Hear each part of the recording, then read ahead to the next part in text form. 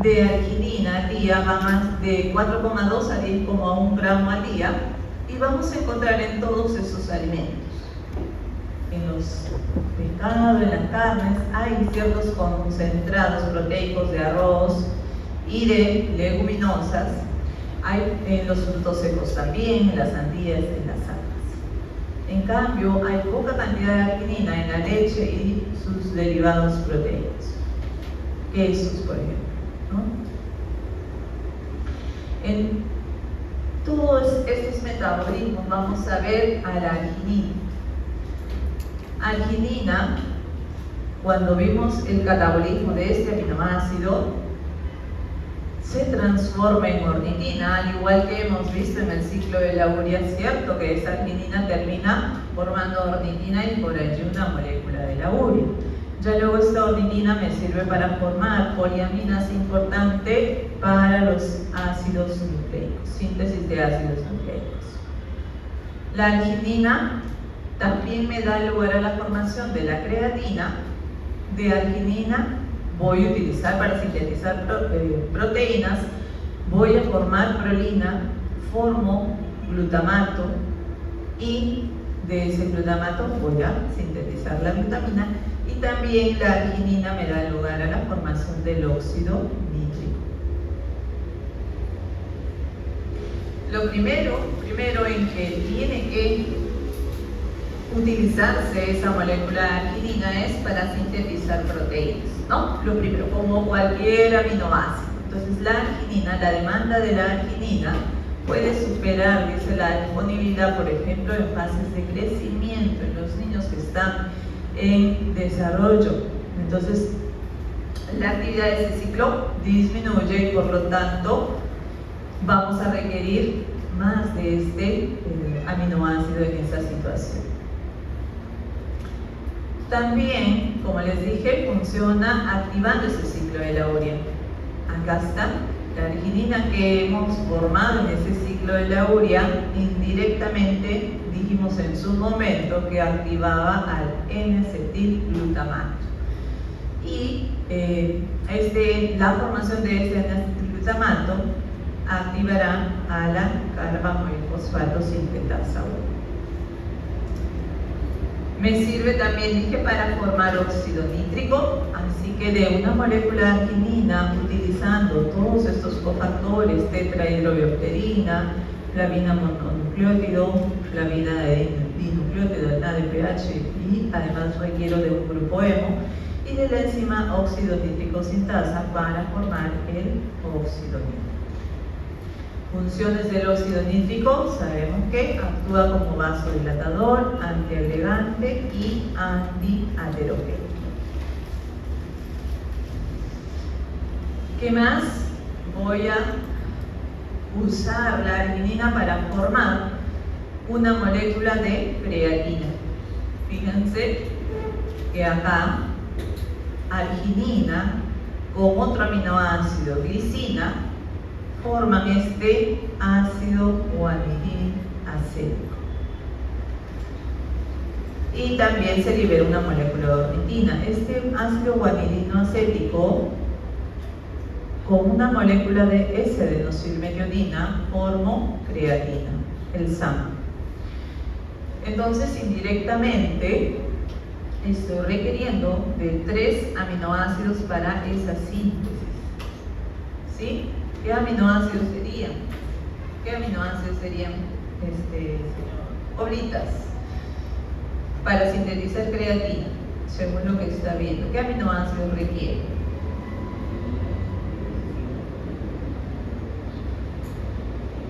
¿Ok? Arginina, glicina, ¿y qué más?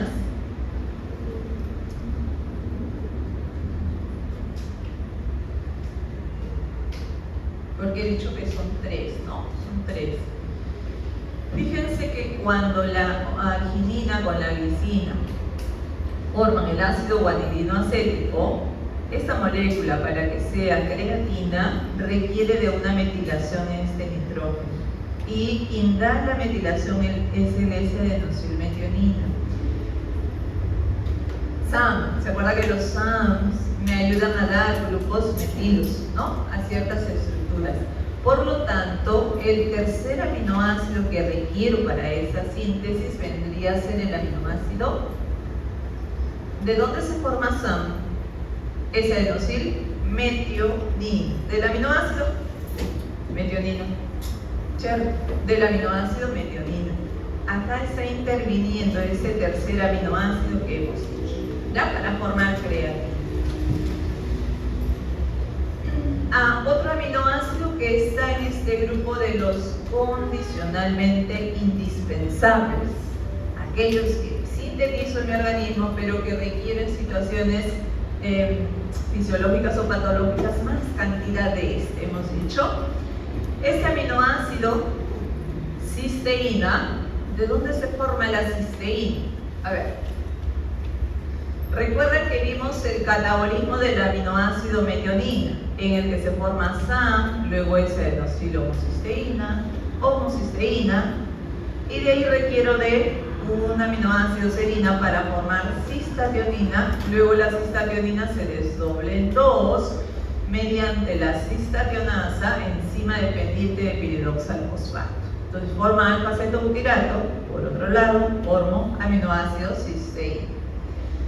¿Ok? Dice, aminoácido dispensable en el adulto. Se puede sintetizar a partir de aminoácidos metionina y aminoácidos serina. Acá está entrando la serina y empezó de acá, de la metionina, para obtener homocisteína. Entonces, en los recién nacidos prematuros, allí se vuelve este aminoácido condicionalmente esencial o indispensable, ya que la síntesis de novo no es suficiente para cubrir los requerimientos corporales.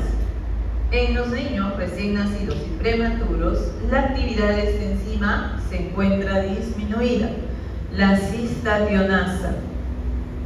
¿Dónde interviene la cistationasa? Acá, fíjense. Cistationasa desdobla la molécula de cistationina en alfa-acetobutirato y en el aminoácido cisteína. Allí está entrando. Entonces, la actividad de esa enzima ha disminuido o está deficiente en los niños prematuros, por lo que no voy a poder formar este aminoácido cisteína. Entonces, los lactantes, dice, alimentados con leche, con predominio en caseína, que son ricas en metionina, las concentraciones plasmáticas van a aumentar de metionina al no poder degradarse y convertirse en aminoácido cisteína. Entonces, aumenta metionina y baja las concentraciones de cisteína por tener poca actividad de esta enzima. Entonces, en ellos, en los niños prematuros, debemos alimentarlos con leche materna o, si es que no succionan, fórmulas enriquecidas en proteínas del suero lácteo que son ricas en aminoácido cisteína. Otro aminoácido dentro de este grupo es el aminoácido glicina, un aminoácido glucogénico. Si se acuerdan el catabolismo del aminoácido glicina, ¿en qué termina? Glicina, serina y serina en piruvato. ¿Ok? Por ahí decimos que es un aminoácido exclusivamente glucogénico. Glicina, ¿para qué me va a servir en mi organismo? Para formar creatina, que ya hace un momento hemos visto cómo es que se da.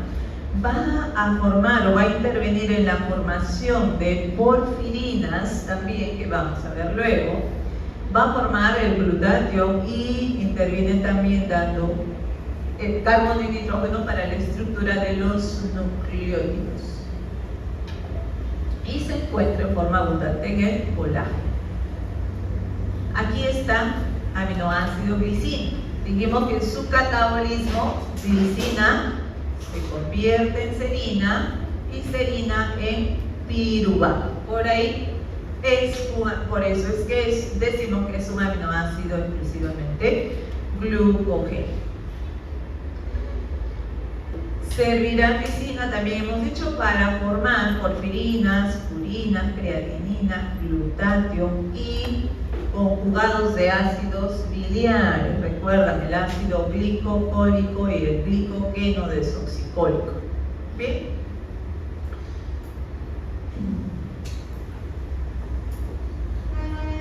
Ya vimos cómo es que se formaba la creatina en el músculo. Participa, por lo tanto, allí el aminoácido glicina con arginina y la metionina. Da su carbono y nitrógeno para formar parte de la estructura de los anillos de las pirimidinas en los ácidos nucleicos.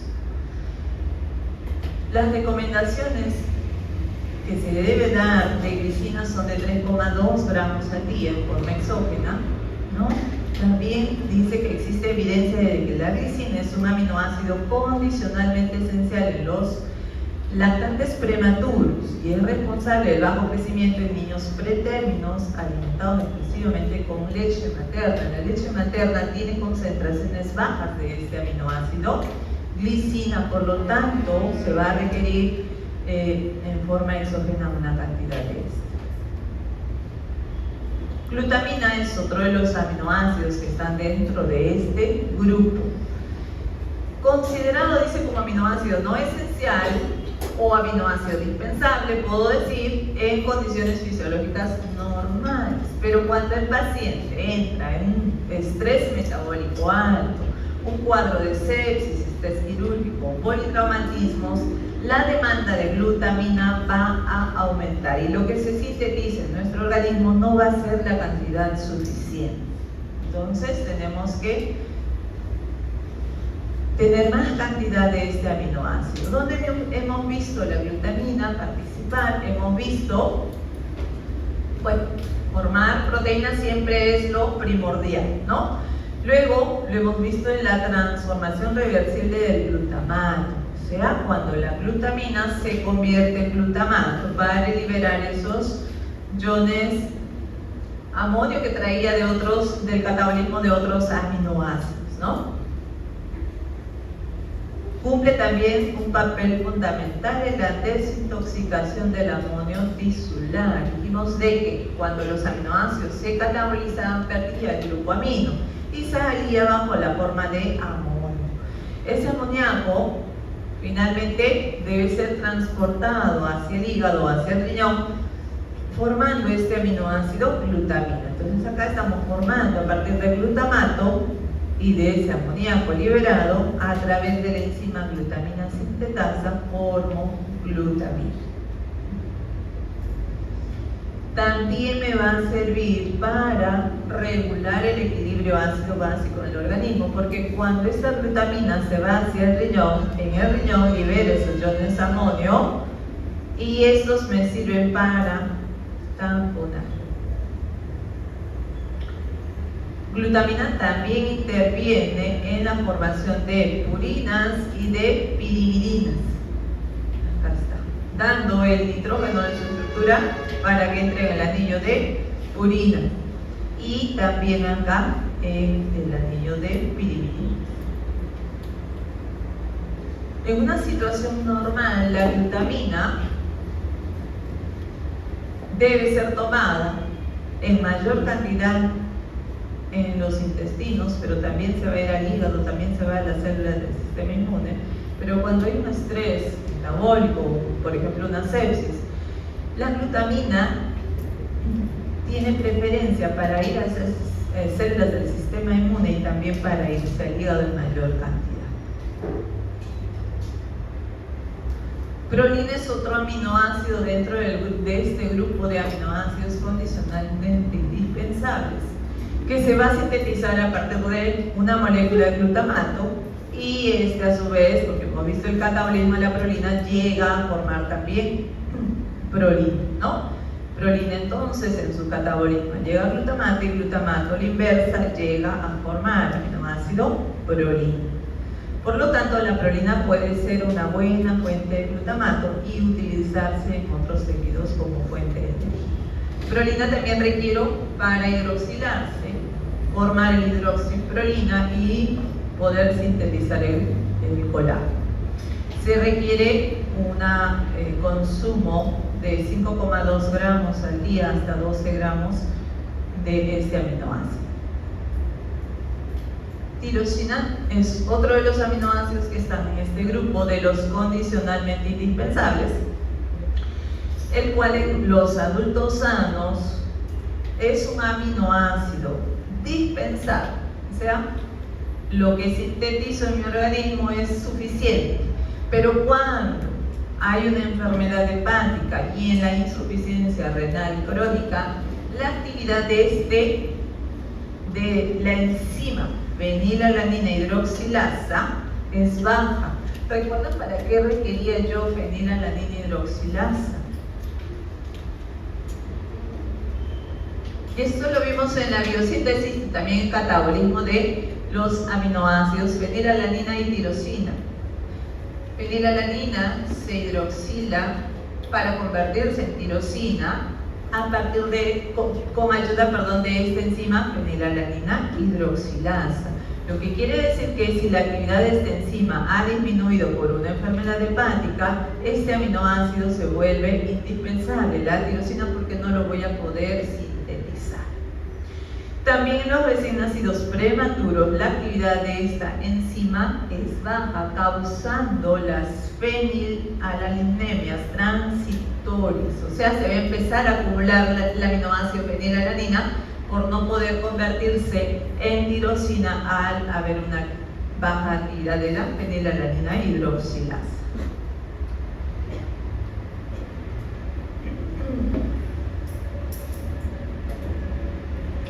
Está mal, chicos.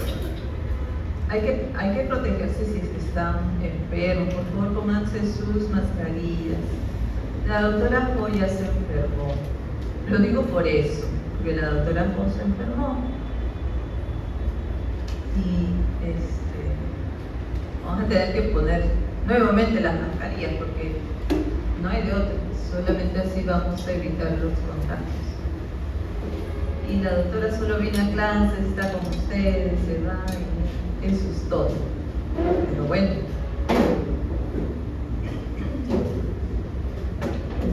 Bien, hay otros compuestos que no son aminoácidos, pero que derivan de aminoácidos que están dentro de este grupo también, de los condicionalmente esenciales. Todos estos compuestos, carnitina, colina, beta-hidroxi, beta-metilbutirato y poliamina, se requieren mayor cantidad en ciertas situaciones. Vamos a empezar a hablar de la carnitina. La carnitina deriva de dos aminoácidos esenciales además, aminoácido lisina y aminoácido metionina, aminoácidos esenciales. Está ampliamente distribuido en los tejidos de los mamíferos, en los tejidos musculares, y además lo hemos visto a la carnitina en la oxidación de ácidos grasos, ¿verdad? En ácidos grasos de cadena muy larga, decíamos que requiere de esta lanzadera la carnitina para que ayude a ingresar dentro de la mitocondria. Entonces, ¿cómo se forma la carnitina? Hemos dicho que se va a sintetizar de aminoácido lisina, ¿verdad? Y de metionina. Pues la lisina se tiene que previamente, esta lisina está unida a un péptido, eso es una proteína que tiene restos de lisina, y es ahí donde la lisina se va a metilar con ayuda del SAM. La lisina tiene este extremo, este grupo amino, que allí entran 3 grupos metilos de 3 S-adenosilmetioninas. Entonces, indirectamente, la síntesis depende de aminoácido lisina esencial y aminoácido metionina, también aminoácido esencial. Entonces se forma el trimetillicina. Y esta trimetillicina, separado ya del péptido, ¿no? Hay una hidrólisis allí, se convierte en hidroximetillicina por una hidroxilasa. Según algunas bibliografías, la trimetillicina hidroxilasa, en otras una dioxigenasa, se requiere para hidroxilar en este carbono, encuentra un hidroxilo y también requiere de alfa-cetoglutarato, fierro, más 2 y ácido ascórbico para formar el hidroxitrimetilcina. Luego una aldolasa, la hidroxitrimetilcina aldolasa saca un aminoácido, un extremo de esta parte como aminoácido, glicina, y lo que me queda este carbonos de un alcohol que tiene ahora termina en un aldehído. Este es el trimetilaminobutiraldehído,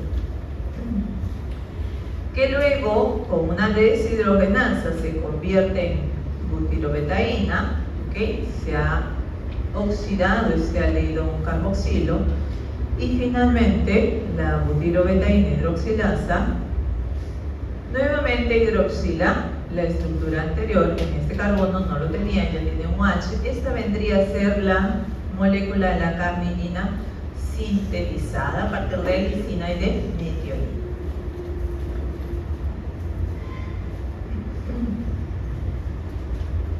Cuando hay deficiencias de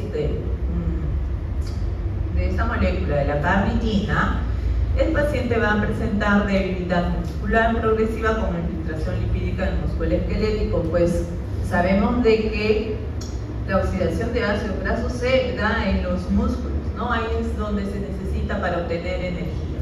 Y además va a causar cardiomiopatía, hipoglicemia grave, hiperamonemia y capacidad disminuida de producción de cuerpos cetónicos en respuesta al ayuno. Recuerden que cuando hablamos en esa ocasión decíamos de que el paciente al cursar por un estado de ayuno necesita oxidar ácidos grasos, y al tener esta deficiencia de carnitina no lo va a poder hacer, por lo que toca utilizar esa reserva de glucosa y su nivel de glucosa empieza a disminuir. Por lo tanto, por eso decimos que hay una hipoglicemia grave, y además empieza a catabolizar más proteínas, por lo tanto empieza a aumentar también el amonio y no puede producir cuerpos cetónicos porque no está oxidando ese ácido graso también. ¿Dónde encuentro carnitina? ¿En qué alimentos voy a encontrar carnitina? En las carnes rojas, leche, pescados, y en los vegetales se va a encontrar pequeñas cantidades o no hay. Deficiencias de carnitina.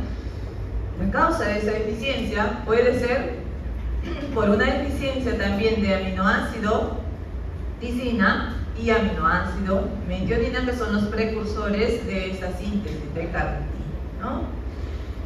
Sabemos que aminoácido lisina y metionina son aminoácidos esenciales que lo tengo que adquirir mediante la alimentación. Entonces, si no hay esos aminoácidos, no voy a poder formar carnitina.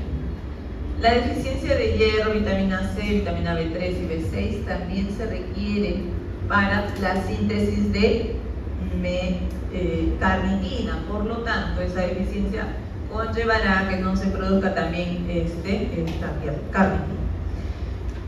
Un fallo genético propio de la síntesis de la carnitina también causará deficiencia. La aciduria orgánica y secundaria a tratamientos médicos como diálisis renal o pacientes que reciben nutrición parenteral de larga duración o quienes consumen ácido valproico también pueden causar la deficiencia de arginina. Problemas renales en la cual va a haber mayor excreción y va a afectar también su síntesis, causarán deficiencia de carnitina. Bueno, otro nutriente que está en este grupo es la colina.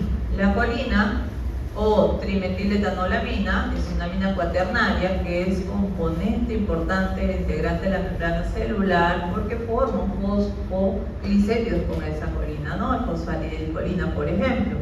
Los ayuda también en la neurotransmisión. Voy a formar acetilcolina con este nutriente en la señalización celular, el transporte y metabolismo lipídico. Fuentes de colina.